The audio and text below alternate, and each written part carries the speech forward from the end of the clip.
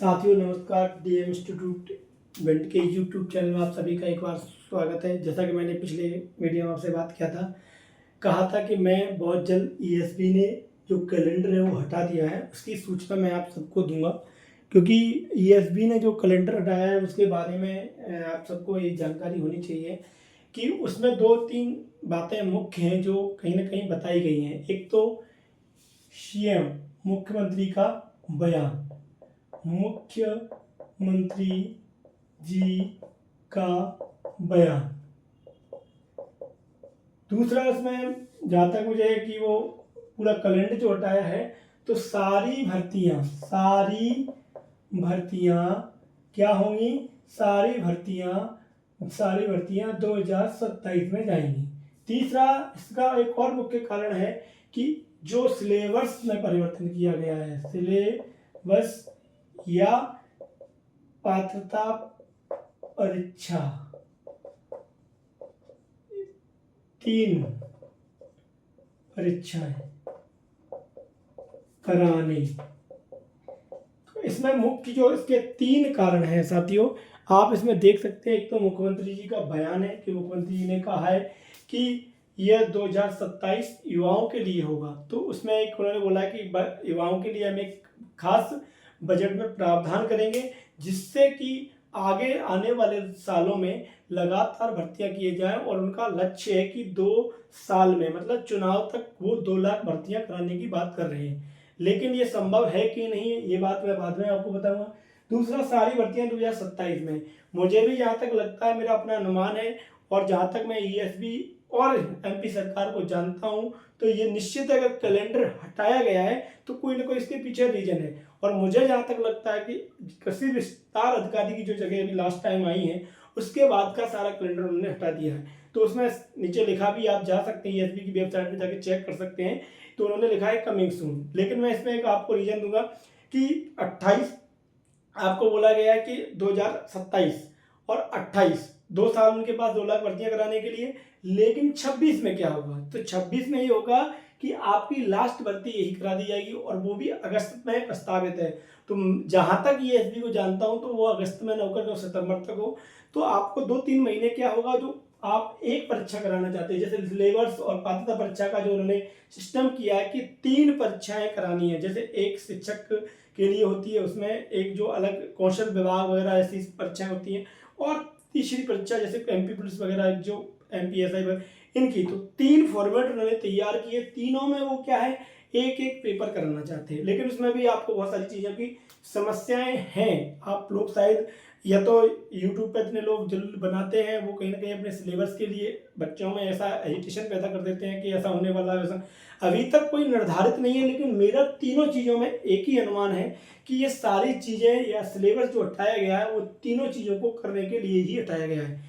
फिर आप बात करते हैं कि दूसरा, कि मुख्यमंत्री जी का बयान है कि हम साल में 2 साल में लगभग 2 लाख भर्तियां कराने के लिए। मुझे ये असंभव लगता है, क्योंकि जिस प्रकार से ईएसबी की चाल है, जो उसकी चाल, मतलब वो जो चलने की गति है, चाल तो जो है वो चाल है ही, लेकिन जो चलने की गति है उसके अनुसार भी मुझे नहीं लगता कि वो साल में 1 लाख भर्ती करा सकते हैं। क्योंकि इतनी डिले चलता है, इतनी व्यवस्थाएं लेट चलती हैं। किसी परीक्षा का पेपर में कोई प्रॉब्लम आ जाना, या कुछ का उसका कोर्ट में जाना, कोई डॉक्यूमेंट्स के कारण कोर्ट में जाना, तो बहुत सारी चीज़ें, बहुत सारे रेट टाइम से नहीं देना, इतनी समस्याएं हैं, जिसके कारण मुझे तो असंभव लगता है। दूसरा, मुख्यमंत्री जी ने कहा है कि हम अलग से बजट बनाएंगे। मेरा अपना मानना है कि अलग से कोई बजट बनाने की जरूरत नहीं है। आप एक चीज पर डिपेंड रहें। पहले आप पात्रता परीक्षा से भर्ती कराते थे, फिर आपने नई एक प्रोसेस जोड़ी, चयन परीक्षा कराने लगे। अब आप बोल रहे हैं कि हम वहीं फिर जाना चाहते हैं।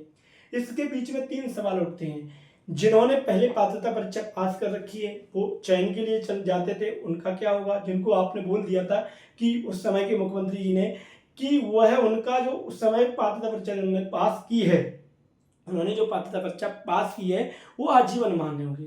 लेकिन अब जो देंगे वो 2.5 साल के लिए मान्य होंगे। तो पहले वालों का क्या, अब वालों के लिए क्या करेंगे?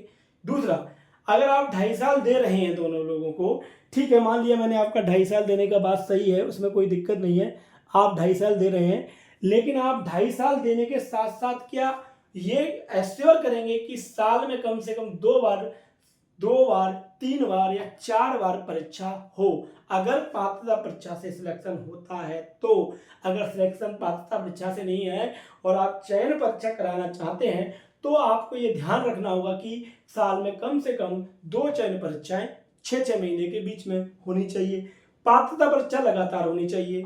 ये करवा पाएंगे कि आप, एक आपके लिए असंभव है क्योंकि आप एक पूरा स्ट्रक्चर इतनी जल्दी तैयार नहीं कर पाएंगे, क्योंकि मैं जहाँ तक देख रहा हूँ। दूसरा, छात्रों को इतना बड़ा, आप कम से कम 55 जिलों की बात करते हैं तो 55 जिलों में आपके पास स्ट्रक्चर है कि छात्र वहां तक जाके परेशान ना हो, क्योंकि लोगों को भोपाल, किसी को इंदौर, किसी को कहीं। अरे छात्रों को मैं ये कहता हूँ कि आप जिले में मत दे दीजिए, आप भिंड वालों को ग्वालियर पटक दीजिए, ग्वालियर वालों को भिंड पटक दीजिए, मुरैना वालों को, ऐसे करके आप कर सकते हैं। लेकिन आप किसी को ग्वालियर, भिंड से भी आपको भोपाल जाना पड़ रहा है, रतलाम जाना पड़ रहा है, कहाँ कहाँ परीक्षा देने जाना पड़ता है। छात्र इतने परेशान हो जाते हैं कि बेचारे वो पेपर देने जाएं कि आपकी सुविधाओं के अनुसार वो पेपर देने जाएं या अपनी खुद की पढ़ाई को पूरा करें। तो ये एक सबसे बड़ी समस्या है। तीसरा, मैंने बताया कि सिलेबस को चेंज करने के लिए इसमें अभी कोई क्लियरिटी नहीं है। ईएसबी ने कोई क्लियर नहीं किया है। कई यूट्यूब चैनलों ने एक बहुत बड़े बड़े वीडियो बनाकर बहुत बड़ी बड़ी चीज़ें देख के सबको ऐसा कर दिया है कि आइए मेरा सिलेबस कर दीजिए और पढ़ाई चालू कर दीजिए। मैं उसकी भी बात आपको करूँगा कि आप एक स्ट्रेटजी बनाइए और अच्छी सी पढ़ाई करिए, कोई दिक्कत नहीं है। लेकिन ये ईएसबी ने भी क्लियर नहीं किया है कि हम एक ही पेपर कराएंगे या 2 पेपर। कई पेपरों में, कई न्यूज़पेपरों में, कई प्रिंट मीडिया में, कहीं ना कहीं छपा हुआ है और बहुत सारे यूट्यूबर ने यूट्यूब पर आकर इसके बहुत सारे वीडियो बना दिए हैं। तो छात्र असमंजस में है। बहुत सारे छात्रों ने कोर्स भी ले लिया है, बहुत सारे छात्रों ने कोर्स नहीं भी लिया है, बहुत सारे लोग पढ़ रहे हैं, बहुत सारे लोग नहीं पढ़ रहे हैं। लेकिन मेरा ओवल और सबसे कहना है कि आप सबको पढ़ना चाहिए। आपका अगर सिलेबस चेंज भी होगा, 2 परीक्षाएं भी होंगी तो भी आपको कोई दिक्कत नहीं है, 1 परीक्षा होगी तो भी आपको कोई दिक्कत नहीं है। हिंदी, गणित और आपका हिंदी, गणित और बाल विकास आपका ऐसा है जो आपको पढ़ना ही है। अगर आपकी 3 चेंज होता है तो उसमें आपकी इंग्लिश का रहता है कि आप संस्कृत पढ़ें कि इंग्लिश पढ़ें, तो इंग्लिश वाले इंग्लिश, संस्कृत वाले संस्कृत पढ़ें। लेकिन पात्रता परीक्षा के साथ अगर चयन परीक्षा होती है तो सभी को इंग्लिश पढ़ना अनिवार्य रहेगा, क्योंकि उसमें लास्ट वाले में अनिवार्य चयन में आप इंग्लिश ही दे रहे हैं। तो ये भी एक सबसे बड़ा डिफिकल्ट है। इस पर किसी ने बात नहीं की है कि ये एक सबसे बड़ा इश्यू है कि आप पात्रता परीक्षा करा रहे हैं, उसमें आप इंग्लिश की और संस्कृत का ऑप्शन दे रहे हैं, लेकिन चयन परीक्षा में आप कंपलसरी इंग्लिश कर रहे हैं। एक तरफ आप भाषा की बात करते हैं कि हम त्रिभाषा फॉर्मूला लागू करना चाहते हैं। अरे हमारी मातृभाषा या हमारी राज्य भाषा तो हिंदी है, हमको हिंदी से पढ़ाना होता है, ज़्यादातर हिंदी से ही हम बोलते हैं, लेकिन आप इसको सेकंड पेपर में इंग्लिश को रेगुलर करें। दूसरा कि वर्ग 3 की जो मैंने परीक्षा में चयन परीक्षा दी उसमें साइंस का क्या रोल, कोई साइंस का रोल नहीं है, आप साइंस को जोड़ दिया आपने बीच में। हालांकि बाल विकास एक ऐसा इम्पोर्टेंट हिस्सा है जो जरूरी है। अगर सब लोग बाल विकास को पढ़ना छोड़ देंगे, मेरे हिसाब से अगर ये वाला सिलेबस अगर कहीं उन्होंने पात्रता परीक्षा में रख लिया या पात्रता परीक्षा वाला सिलेबस यथावत रखा तो उसका दोनों का एक कहीं ना कहीं कंजक्शन बनने वाला है। तो ये सारी चीज़ों को ध्यान रखना है। सभी को तैयारी अच्छे से करनी है। जितने भी आपका पात्रता परीक्षा का जो भी सिलेबस है उसको पूरा पढ़िए। इंग्लिश वाले इंग्लिश पढ़िए, संस्कृत वाले संस्कृत पढ़िए, लेकिन इस बात को ध्यान रखिए अगर दोनों परीक्षाएं होती हैं तो मेरा अपना अनुमान या मेरा अपना मानना है या मेरा अपना आप सबसे कहना है कि आप इंग्लिश ही लीजिए, संस्कृत के बिल्कुल चक्कर में मत पड़िए, क्योंकि आप संस्कृत के चक्कर में इंग्लिश को जो 30 नंबर का इंग्लिश का जो पोर्शन है आप उसको खो देते हैं, इसलिए आपको उसमें नुकसान होने का ज़्यादा चांस रहता है। हालांकि उसमें 15 नंबर की इंग्लिश रहती है, लेकिन उसको आप जब खो देंगे तो आपका नुकसान हो जाएगा। इसलिए आप उस 15 नंबर में से कम नहीं 10-12 नंबर आप कनेक्ट करेंगे तो आपको दोनों में जब आप इंग्लिश पढ़ेंगे तो आपको उसके लिए फ़ायदा मिलेगा। स्ट्रेटजी ऐसी बनाइए जैसे हिंदी आपको मिल रही है, सब जगह मिल रही है, मैं भी पढ़ा रहा हूँ, जहाँ पढ़ना है, मैं ये नहीं कर रहा हूँ अपना प्रचार कर रहा हूँ कि मेरे यहाँ पढ़िए, आप जहाँ पढ़ना है वहाँ पढ़िए, लेकिन एक स्ट्रेटजी के साथ पढ़िए, क्योंकि 27 में जो परीक्षाएं आएंगी उसमें बहुत सारी परीक्षाएं एक साथ भी आ सकती हैं। कोई परीक्षा कभी भी हो सकती है, वो लगातार परीक्षा तो आपके पास एक बोझ हो जाता है। लेकिन पात्रता परीक्षा और चयन परीक्षा का जब तक जो कन्फ्यूजन है वो ईएसबी या बोर्ड उसको दूर नहीं करता तब तक पढ़ने में थोड़ी समस्याएं सबको हैं। लेकिन कुछ कॉमन सब्जेक्ट हैं जिन्हें आप पढ़ सकते हैं, जैसे मैथ है, आपका पर्यावरण है, आपकी हिंदी है, ये ऐसे कॉमन सब्जेक्ट हैं। बात आपकी बाल विकास की, बात आपकी बात आपकी संस्कृत की, बात आपकी इंग्लिश की। ये आपके 2 सब्जेक्ट की प्रॉब्लम है। हालांकि बाल विकास पात्रता रहेगी तो पढ़ना ही पड़ेगा, अगर दोनों होंगी तो भी पढ़ना पड़ेगा।